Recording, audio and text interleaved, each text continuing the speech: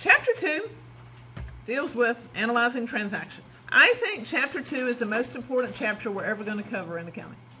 Okay? This is our fundamentals. This is our building block.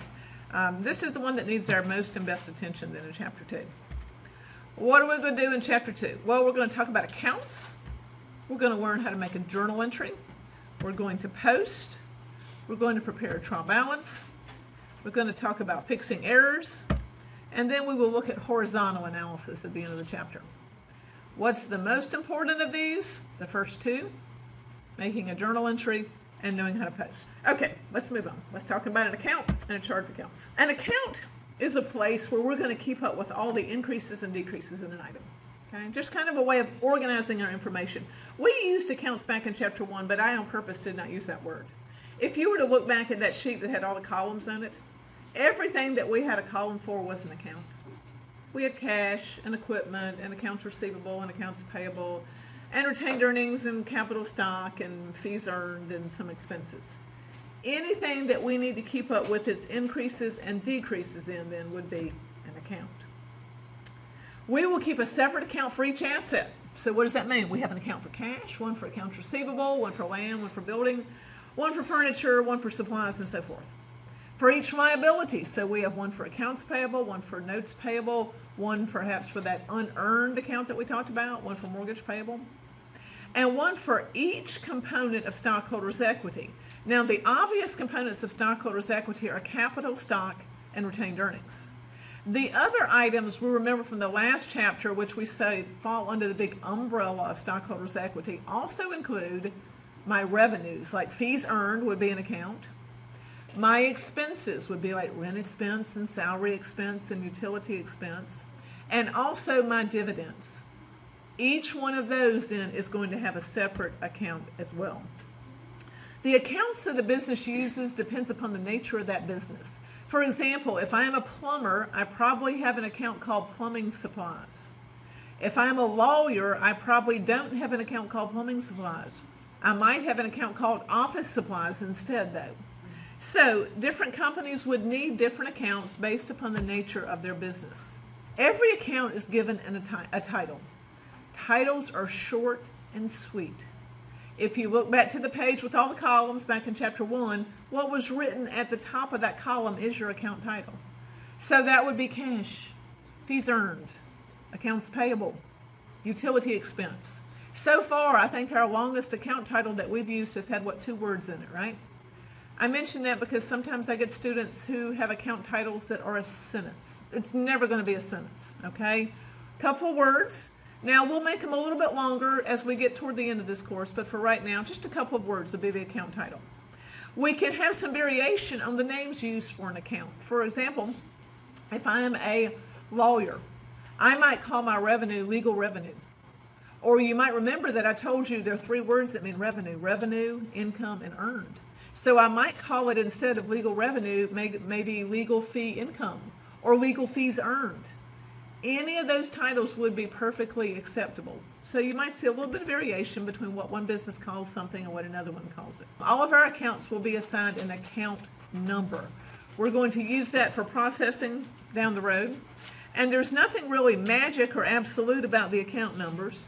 But we're going to assign the numbers to our accounts based upon the order in which those accounts appear on the financial statements, with the balance sheet coming first. So here's the order we're going to assign account numbers in.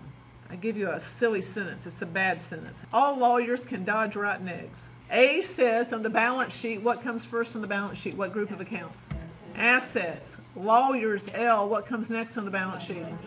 Liabilities. Can, what comes next on the balance sheet? Capital. Capital and equity are 2 words that mean the same thing. Okay, I'm going to use those words interchangeably. Capital and equity. From our standpoint, capital right now just includes 2 things. Capital stock, well, that's pretty obviously capital, isn't it? And then retained earnings is part of my capital or equity also. I could just as easily call this group of accounts equity as I am capital. All right, assets, liabilities, capital. My D stands for my dividends come next. Okay. Now, if we were a sole proprietorship, we would not call them dividends. We would call it drawing. Okay. Dividends for a corporation is the same concept as drawing was for a sole proprietorship. R says next we're going to show my revenues, and then E says lastly I'm going to show my expenses. All right, so we need to know how to get those accounts in order. So that's a case where I do think that acronym comes in pretty handy for you. All lawyers can dodge rotten eggs. All right, so we do need to memorize what order those come in. Capital, remember, capital and equity are words we're going to use interchangeably. When we talk about capital accounts, specifically, we are just talking about the two that appear in the stockholders' equity section of the balance sheet, which are my capital stock and my retained earnings. Capital stock is capital, obviously. We're not even going to touch the account that says retained earnings in this chapter. You know, we may kind of mention it here and there, but we're not going to actually even make an entry to it in this chapter. Come chapter 4, we'll use it quite a bit, but for right now, we don't use it in chapter 2 or even in chapter 3 for that matter.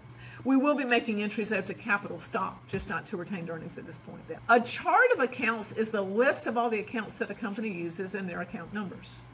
That's important to us. Like, for example, what if I pay the electricity bill? I might be asking myself, well, is that electricity expense or is it utility expense? And both of those would be fine answers. The question is, what account does the company use?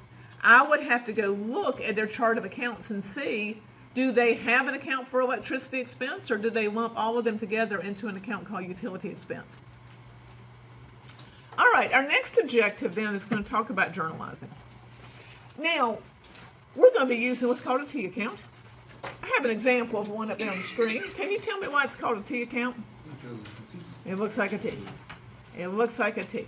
On the top of that, we're going to put the account title. So that would be cash or fees earned or electricity expense or accounts payable, whatever it might be. Now, we need to talk about the two sides of that T account, though. Well, tell me this. When you first told your friend you were taking accounting this semester, probably somebody said to you, oh, you're going to learn about blank and blank. Debits and credits. And you said, yeah, whatever those are, right? I have not used those words before. All last chapter, I did not mention them. It was hard for me. My mind just thinks like that. I didn't mention them. But now we need to talk about those words, debits and credits.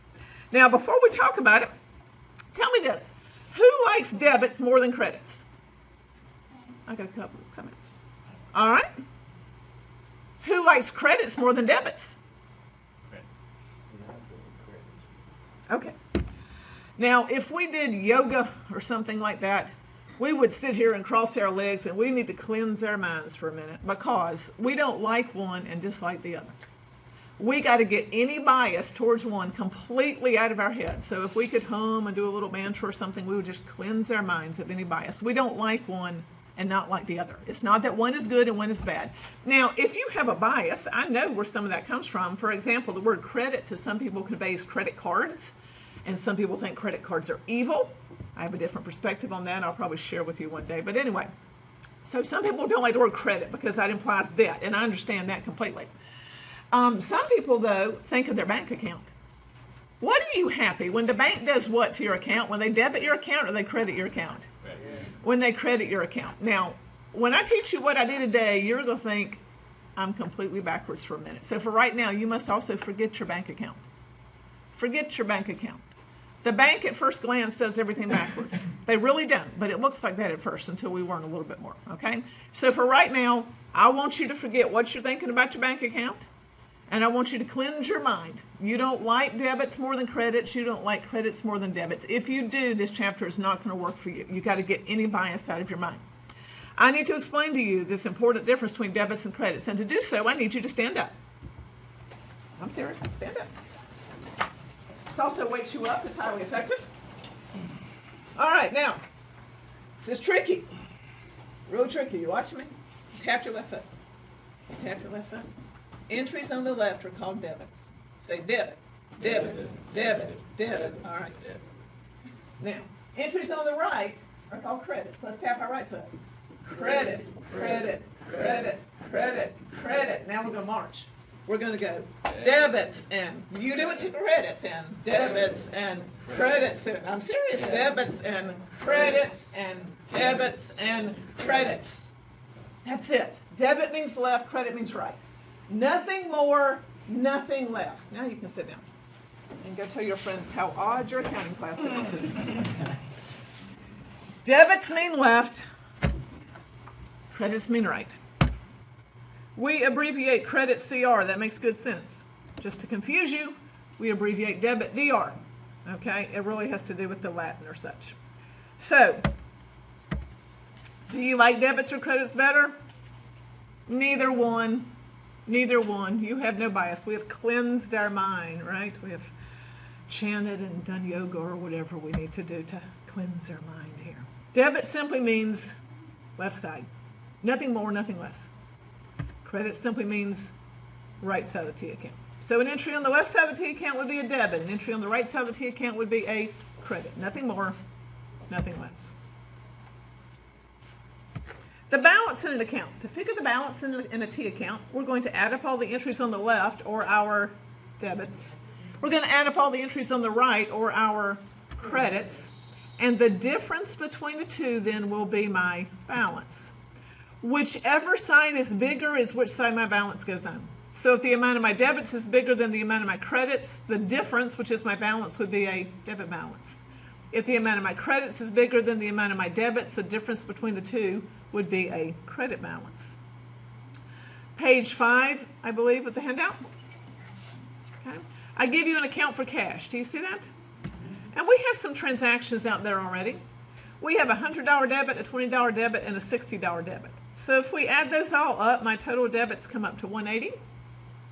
And we have two credits, 30 and 20. They add up to 50. So my debits are 180, my credits are 50. The difference between the 180 and the 50 is what, 130? The amount of my debits was bigger than the amount of my credits, so that 130 balance then is a debit, and we'll write that on the left side. And usually, folks, we don't even write that little subtotal line right there, the 180 and the 50. Normally, we just kind of skip that, and we go directly just to writing the 130 debit. You do the next one. Let's see. My debits add up to what, 90? My credits to 370. The difference between 90 and 370, we get what, 280, and it is a credit. Good. And the reason it's a credit is because my 370 credit is bigger than my $90 debit. And again, normally we would just not write the 90 and the 370. We'd go directly to writing the 280. All right, double entry accounting says that every transaction must be recorded in such a way that the dollar amount of the debits and the dollar amount of the credits are equal. Debits equal credits. Every transaction must be recorded in such a way that the dollar amount of the debits and the dollar amount of the credits then are equal. Notice I didn't say the number of debits or credits. We could have one debit and 10 credits. As long as the amount's equal, that's all that matters. Simple entries have just one debit and one credit. That's what we're going to start off with. Later on, we'll have some more compound or complex entries that have more than one debit or more than one credit. The number of debits or credits doesn't matter as long as the amount's equal. The next page contains some rules that we have to memorize. We have to memorize these rules right now. Okay? Here are the rules. Assets, expenses, and dividends go up. The plus sign means to make them go up. Go up with entries on the left or debits. They go down with entries on the right or credits. Liabilities, capital, and revenue all go up with entries on the right, credits. They go down with entries on the left, debits. Now, really, for right now, I'm just going to focus on you learning on how to make them go up. Because if you know how to make them go up, making it go down is always going to be the opposite then. So, assets, expenses, and dividends go up with a debit. Revenues, capital, and liabilities go up with a credit. And we have to know these. This bears repeating. Memorizing these 6 rules is critically important. You're not going to be successful in this course if you don't know those 6 rules. They'll get to the point where they should become second nature to us. Although, if you don't know them right now, it's going to take a little while to get to that point. We're just going to have to practice them repeatedly to get them. How do you remember the rules? All right, here are all the tips I've come up with. Number 1 is to think about the accounting equation. Remember, the accounting equation is assets equal liabilities plus my equity. Assets are on what side of that equation, the left or the right side? The left. Assets go up with entries on the left side or with debits. They go down with credits. But assets are on the left side of the equation. They go up with entries on the left or debits. Liabilities and equity are on what side of that equation? The right side, liabilities and equity, both go up with entries on the right or with credits. So that's one tip to help you remember them then. Another tip is to think about how items relate to my equity. Okay. For example, earning revenue. What does earning revenue do to my equity? Does it make it go up or go down? It makes it go up. So the rules for revenues and the rules for my equity are exactly the same. Revenue goes up with a credit. Capital, retained earnings also go up with a credit. How about expenses and dividends? What effect do they have on my equity or my retained earnings? Do they make it go up or go down? They make it go down. So their rules are the opposite of the rules for my equity or retained earnings. Equity or retained earnings goes up with a credit, so expenses and dividends go up then with a debit. With a debit. They go down with a credit. So their rules then are the opposite. So that's another way to think about it. Finally, and this is what most of my students do, okay, acronyms. Again, I give them to you. Sometimes you need them, sometimes you don't. If you don't know the debit and credit rules, you might need these. Okay. Cats love catching rats. Cats love catching rats. We credit liabilities, capital, and revenues to make them go up. And dogs are extra dirty. Dogs are extra dirty. We are going to debit our assets, our expenses, and our dividends to make them go up. Cats love catching rats. Dogs are extra dirty. For most of my students, that's the way they learn the debit and credit rules, at least initially. Okay? Now, I don't care how you learn them. I really don't. I've given you all the tips I know of. That's all I've come up with all these years. So anyway, whatever works for you, but we have to commit them to memory. You've got to commit those to memory. So for right now, if you're still shaky on them as we go through this chapter, you might want to pull out these tips right there and put them to the side, and so you can keep referring back to them until you master those rules. We're going to really focus on learning how to make the account go up, because if you know how to make it go up, making it down is easy because it's just going to be the opposite then. When we're dealing with expenses and dividends, we are almost always going to be making those accounts go up. To make them go down would be very odd. So 99% of the time, if you're doing with an expense or a dividend, it's going to be a debit. When we're dealing with my capital accounts or my revenue accounts, we are almost always making those accounts go up. So 99% of the time, if we're dealing with capital or revenue, we're going to be crediting those accounts to make them go up. To debit them would be very unusual until we hit chapter 4. Okay? But when we're dealing with assets and liabilities, those accounts go up, they go down, they go up, they go down. So we will be debiting those accounts sometimes, and we will be crediting those accounts sometimes. So no hard, fast rules on the asset and liabilities, but again, generally if you're doing with an expense or a dividend, it's going to be a debit.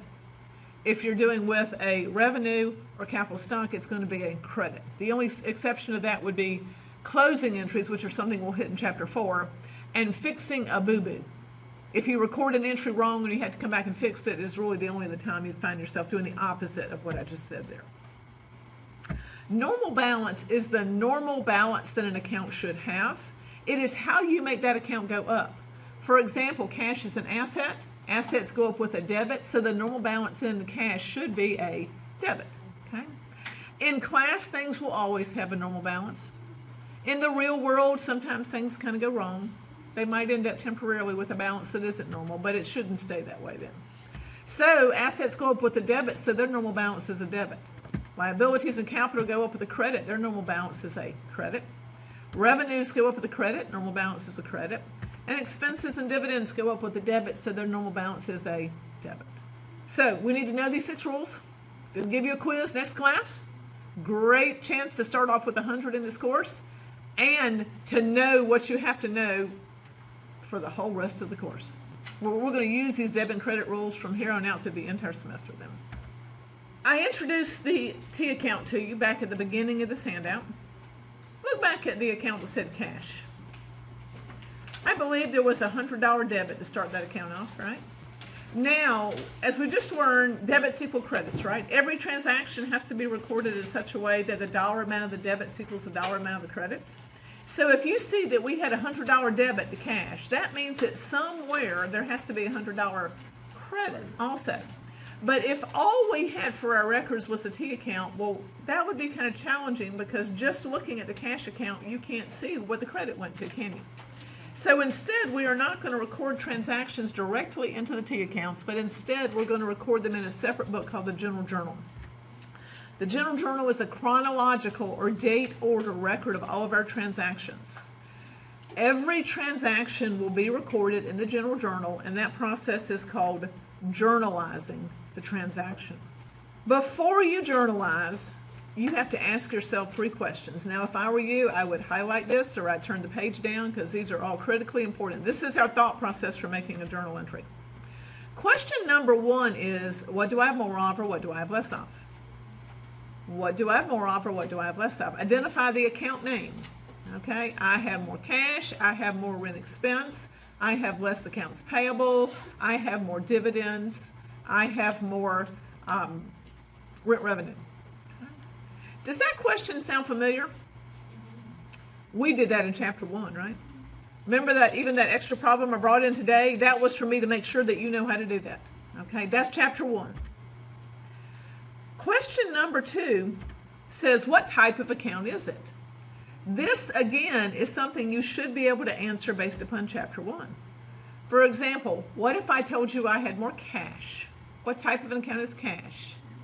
It's an asset. Good. Okay. We have 6 choices for the types of accounts. We have assets, liabilities, capital, dividends, revenues, or expenses. Those are our only 6 choices at this point. Does that sound familiar? That's chapter 1 also, isn't it? So, if I said I have more cash, you would tell me cash is what? An asset. If I told you we had more fees earned is what type? Revenue. What if I told you we had more rent expense? What type is that? It is an expense. What if I told you we had less accounts payable? That is a liability. What if I told you we had more capital stock? What type is that? Capital. What if I told you we had more dividends? What type is that? Dividends. So again, that's a question from chapter 1. Don't make things hard. Expenses are expenses. Dividends is dividends. Or maybe that should be are. I'm not sure. Dividends are dividends is, I'm not sure. Okay. Capital stock is capital. So certain account types should be easy to us here. So those 2 questions are not new. Those are chapter 1. Question number 3 is new to us in this chapter. Question number 3 says, well, if I have more of something, that means I'm making it go up. How do I make that account go up with a debit or credit? If I have less of something, that means we're making that account go down. How do I make that type of account go down with a debit or credit? And the only way we can answer this question is by knowing the 6 debit or credit rules. It's the only way we can answer it. For example, what if I said I have more cash? Question 1. Question 2, what type of an account is cash? It's an asset. Question 3 says you have more of it, which means what? You're making it go up. How do you make an asset go up then? With a debit. Good. What if I told you I have less accounts payable? Question 1, less accounts payable. Question 2, what type of account is accounts payable? Liability. A liability. Less of it means what? We need to make it go down. How do you make a liability go down then with a debit? Because liabilities go up with a credit, down with a debit. So if we have more of something, we're making it go up. If we have less of something, we're making it go down. We're going to actually record the transactions themselves in the General Journal. We're going to record the date. We're going to record the name of the account that we decided to debit. On the next line and indented, we will record the name of the account we decided to credit. If we have more than one debit or more than one credit, the order in which we list them will not matter, as long as we list all of the debits before any of the credits. After that, we'll put a very brief explanation to tell us the nature that led to us recording that transaction. This isn't on your handout, but here's what a page in the journal would look like. There's a column for the date. This column that says description is where we're going to write the account titles for what we need to debit and what we need to credit. We, for right now, we're not going to use this column that says PR. We'll come back to it at the end of this chapter, actually. And then we have a column for debit amounts and a column for credit amounts. Obviously, your entry would go in one of those two. One area that gets a little bit confusing to folks is when I purchase something or pay for something, sometimes we have to decide, is that an asset or is it an expense? For example, when I pay my rent, I might have to decide, is that rent expense or is it prepaid rent? The way we decide is we ask ourselves this question. By the end of the accounting period, will I have used it all up? By the end of the accounting period, will I have used it all up? If the answer to that question is yes, I will have used it all up, then we're going to consider it to be an expense. If the answer to that question is no, or I'm not sure, then we will consider it to be an asset. So if we know we'll use it all up by the end of the accounting period, it's an expense. Otherwise, it's an asset. So what does that mean? Let's suppose I paid my current month's rent. Current month's rent. That is going to be an expense because my accounting period will never be less than a month. Okay? So by the end of the month, will I have used it all up? Yes. What if I pay 6 months rent and my accounting period is a month? By the end of the month, will I have used it all up? No. Now some of you are saying, yeah, I've used part of it up, and you hold that thought, we'll get to chapter 3. Okay? Will I have used all of it up by the end of the accounting period? No. So therefore we say we have more prepaid rent. Prepaid rent, the asset. Prepaid rent is the asset. A little bit of formatting in the journal. All of the debits for an entry come before any of the credits. We will indent the credits, just move the title over a little bit so it's easier on the eyes. Skip a line between journal entries. Don't put any dollar signs at all in the journal. And if we don't have any cents, we can just omit those. All right, I want you to see, we're going to at least initially jot down every step of our thought process till we get to the point we can do these in our head and get them right all the time. Now, we're the business, and Gilligan gave us $5,000 cash, and we gave him shares of stock in our business. He gave us cash, we gave him shares of stock of ownership in our business. Now, we are the business, not Gilligan personally, we're the business. What do we have more of? Cash. We have more cash. We're going to fill in the blanks right now. What type of an account is cash? It's an asset. We have more of it. More of it means what? It needs to go up or down? Up. More means up. So we have an asset that needs to go up. How do we make an asset go up? With a debit. Good. So in my first journal entry, I need to debit cash. What else do I have more of in addition to cash? I have more capital stock. More shares of stock are now issued to my stockholders. Now let's keep it simple. What type of account is capital stock? Capital. Good. Remember my choices are assets, liabilities, capital, dividends, revenues, expenses. Capital stock is capital. More of it means it's going up. How do you make capital go up then? With a credit. Good. So we have now decided that we need to debit cash and we need to credit capital stock. When we go to record that in the journal, on the first line, we're going to record the account that we're going to debit, and we're going to put the amount in the debit column. Now you'll notice after cash, I put a little up arrow. Now that is not official accounting technique. I do that to help remind my students that by debiting that account, I'm making it go up. You certainly are not required to do that. Some other teachers might look at you downright strange if you did it. I think it helps you to get things right. So we decided to debit cash to make it go up. We also decided to credit capital stock. We're going to write capital stock on the second line. Do you see where I have indented that? In other words, I moved it over a few spaces to the right. That just makes it easier on the eyes when we have a long page of journal entries. All the items that are indented then would be our credits. And we put the amount in the right column or the credit column. And I believe I've already filled in the explanation there for you. So debit goes on the first line, amount goes in the debit column. Credit goes on the second line, the account title is indented, and the amount goes in the credit column. And that's our first journal entry. What we're going to do on this handout is we're going to document our thought process, like we did a minute ago, right? What do we say? I have more cash, cash is an asset, assets go up with a debit. I have more capital stock, which is capital. It's going up then with a credit. We're going to write that down in this chapter, okay, until we get to the point where we don't need it. But that for some folks may be a little while. All right, let's move on to a new one here. We bought some equipment for $2,000 and we issued a promissory note for it. We didn't pay for it right away. We promised to pay later on. We signed a promissory note. What What do I have more of? Good, I have more equipment. I just happen to know that's what I have up here first. Now, you might have thought of something different, and that's okay. I just had to guess as to what the students would come up with first, and that's what I have up here first. I have more equipment. Good. What type of an account is equipment? It's an asset. We have more of it, so that means it's going up. How do we make an asset go up? With a debit. Good. What else do I have more of? Real close. I heard accounts payable, and that's really close. Not quite right, though. Notes payable. Why is it notes payable and not accounts payable? I signed a promissory note. If I had simply promised to pay later on, it would be accounts payable. But here I put my promise in writing, and I signed a promissory note. I have more notes payable, which is what type of an account? A liability. I have more of it, so that means it's going up. How do we make a liability go up? With a credit. Good. So if you thought accounts payable, you were on the right track. Payable is a key word. The difference between accounts payable and notes payable is that with accounts payable, we just promise to pay. With notes payable, we sign a promissory note. We put that promise into writing. All right, we want to go write that in the journal. Which one will we write on the first line? The equipment, because that's my debit. The debit goes on the first line. And then on the second line, we're going to write my credit. It will be indented or moved over a few spaces. Below that, we'll put my short explanation then. We perform $3,000 in advertising services for Mary Ann. That's our job. We're an advertising agency.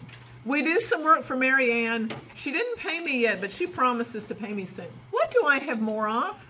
Accounts receivable. Good. I have more accounts receivable. What type of an account is accounts receivable? It's an asset. More of it means it's going up. How do we make an asset go up then? With a debit. Good. What else do I have more of? Fees earned. Very good. Some sort of revenue. Now, if I had given you a chart of accounts, you could look and see exactly what I call my revenue. If you told me we have more advertising revenue, that'd be okay with me also, because that's another account for revenue. I could call it advertising fees earned. I could call it advertising income. I could call it advertising revenue. Any of those would be just fine. To know exactly what the company uses, though, you would look at their chart of accounts. All right, but yes, we have more fees earned. Fees earned is like the generic title we're going to use to refer to revenues in our first three chapters. All right, fees earned, what type of an account then is it? Revenue. More of it says it goes up.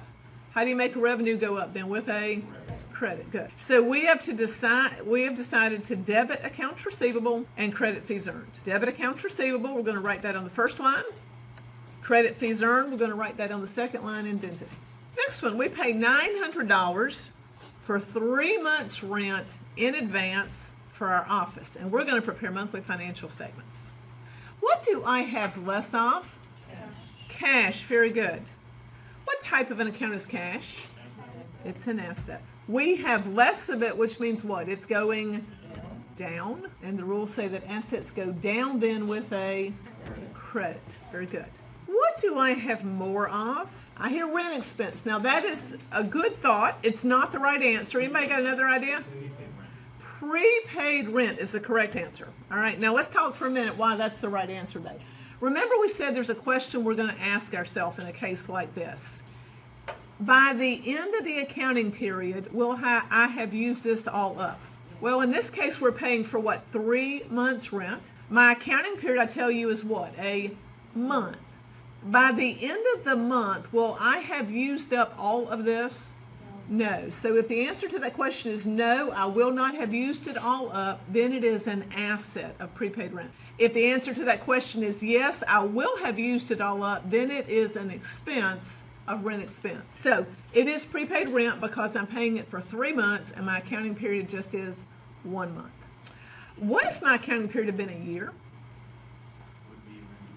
It would be rent expense because by the end of the accounting period, by the end of the year, will I have used it all up? Yes, then it would have been rent expense. In our case, it's prepaid rent, which is what type of an account? An asset. We have more of it, which means it's going up. And how do we make an asset go up? With a debit. Now, in this case, we decided the credit before the debit. That's okay. Just when we go to write it in the journal, we'll always write what on the first line? The debit, and then the credit will go on the second line indented. So you figure out whatever part seems easiest to you first. Okay. Normally for folks, if it impacts cash, that's the easiest part to figure out. So figure out the easy part first, but you always will write the debit on the first line, the credit indented on the second line. Mary Ann, remember we did some work for Mary Ann and she promised to pay us later on? It's later on. She pays me. She pays me $800 towards what she owes me. What do I have more of? Cash. Good. You fill in the blanks for cash. Cash is what? An asset that's going up with a debit. Good. What do I have less of? Very good. The amount that she owes me has gone down. I have less accounts receivable, which is what type of an account? An asset. Less of it says it goes down. How do you make an asset go down then? With a credit. Now, sometimes I have students who think I have more revenue, more fees earned. No, when did I record the revenue? When I did the work. When I did the work, I recorded the revenue. I've already counted the revenue one time. I can't count it again. I'd like to, but I can't. Okay? Instead, when the customer pays me, they simply are reducing the amount that they owe me. So my receivable has gone down as a result of that payment. I have given up one asset of accounts receivable and instead have received another asset of cash. So we're going to write the debit to cash on the first line, the credit to accounts receivable on the second line. Every entry so far has had one debit and one credit. This next one's going to be a little bit different. This one's going to have two debits and two credits. Remember that the number of debits and credits doesn't matter as long as the amounts are equal. That's all that matters. We buy some pencil and paper and a typewriter. Total of what, $600? I don't know where you buy a typewriter these days. I guess on eBay. Don't really think you can go to many stores and buy a typewriter. We pay $50 cash. We promise to pay the balance later on. How much is the balance that I'm still going to owe? $550, right? If I bought $600 and I paid $50 towards that amount, I still owe $550. Pencils and paper first. What do I have more of? Supplies. Now we're going to call that supplies. Supplies are items that I use up, I consume. I happen to, in this case, call it office supplies. If you just called it supplies, that is fine. How would you know whether to call it supplies or office supplies? You'd look at the chart of accounts and see what did they call it. Let me mention that very often in your homework, they give you a list of accounts to pick from. So if they do, that makes things a lot easier if they give you the accounts to pick from. So we have more supplies. What type of an account is supplies? It's an asset. More of it says it's going up. How do we make an asset go up then? With a debit. So I need to debit my supplies account. How about that typewriter? And we'll call that office equipment. If you just call it equipment, that is fine also. Again, the difference between supplies and equipment. When I use up some supplies, they like physically are gone. I consume them and they're gone. Equipment, durable items last us a long time. What type of an account is equipment? It's an asset. We have more of it, which means it's going up. How do we make an asset go up? With a debit. What do I have less of? Cash. All right, I have less cash. $50 less cash, right? What type of an account is that? Asset. Less means it's going down. How do you make an asset go down? With a credit. Very good. And what do I have more of? Very good. Why is it accounts payable and not notes payable? Well, I just promised to pay it. I did not sign a promissory note. Okay, so I simply promised to pay it later on. More accounts payable. What type of an account is that? Liability. More of it says it goes up. How do we make a liability go up? With a credit. Good. So in this journal entry, I have two debits and I have two credits. We are going to list all of the debits before any of the credits. So we had a debit to office supplies and a debit to office equipment. It does not matter to me which order you write those two debits in. You could write your debit to office equipment before your debit to office supplies. That does not matter. We have two credits. You could write your credit accounts in either order. You could list your credit to accounts payable before your credit to cash. The order doesn't matter. What does matter is that you list all of the debits before any of the credits. List all of the debits before any of the credits, and then you indent the account titles for the credits. So two debits, two credits. The number doesn't matter. By the time we hit chapter 4, we're going to have a number of entries that have like one debit and 10 credits. The amounts are what have to equal. We get our phone bill in and we don't pay it. We've already used up these services. We don't pay it yet. We're going to wait. It's not due for a couple of days. We're going to wait a couple of days to pay it, right? Smart use of my money, right? What do I have more of? Good. Fill in the blanks. Accounts payable. I owe more money. More accounts payable. What type of account is accounts payable? It is the liability. More of it means it's going up. How do we make a liability go up? With a credit. Good. What else do I have more of? An expense. Very good. Now, you might call it telephone expense or you might call it utility expense. Honestly, you need to look at the chart of accounts to see which one to call it. I, in this case, called it telephone expense. I have used up goods and services in the process of generating revenue. That's what expenses are. I have more telephone expense. What type of an account is telephone expense? An expense. Very good. More of it means it goes up. How do we make an expense go up then? With a debit. Good. Again, we thought of the credit before the debit. That's okay. Just when we go to write it in the journal, which one will we write on the first line? The debit. Just as a reminder, if we're ever in class and you're unsure as to whether you wrote something down correctly, I have my PowerPoint slides out there so you could check. For example, let's see, we're in chapter 2. The second link you see out here is for the PowerPoint. You could click that. Those are just a PDF version of my slides here. So if you aren't sure that you wrote something down correctly, that's where you could go to check it. Or if you were to miss class one day and want to see what goes in all the blank spaces that you missed, that's where you could find that also. That telephone bill that we just got, now we pay it. What do I have less of? Cash. Fill in the blanks. Fill in the blanks. Cash is what? An asset. We have less of it, so it's going down. How do you make an asset go down? With a credit. Good. What else do I have less of? Accounts payable. My debt has gone down. In the previous entry, I recorded the fact that I owed some money. Once I make that payment, do I still have that outstanding debt? No, my debt has gone down. Less accounts payable, which is what? A liability. Less of it says it goes down. How do we make a liability go down then? With a debit. Sometimes I think students think I have more or less telephone expense. No, I don't have more telephone expense. When did I record the telephone expense? When I got the bill. When I got the bill. We would not want to record this as an expense again because that would be counting it twice. We didn't like it the first time, much less the second time. So we would not want to count it again. Instead, we are simply paying off that debt that I recorded in the previous entry. So I'm going to debit accounts payable, and then I'm going to credit cash. Okay, let's do one more example. Here we're going to pay dividends. Pay dividends. Dividends are a way that corporation gives money back to their shareholders as a means of giving them a return on their investment. So we pay dividends to our stockholders. What do I have less of? Cash. Fill in the blank. Less cash, which is what? An asset that's going down with a credit. What do I have more of? Dividends. More dividends. Now here's the tricky part. Here are my 6 account types. What type of an account is dividends? Dividends. Dividends is dividends. Expenses are expenses. Capital stock is capital. All right, we want to make things simple when we can. Dividends, the account type is dividends. I have more of it. How do we make dividends go up then? With a debit. Again, we thought of the credit before the debit. That's okay. Which will we write on the first line?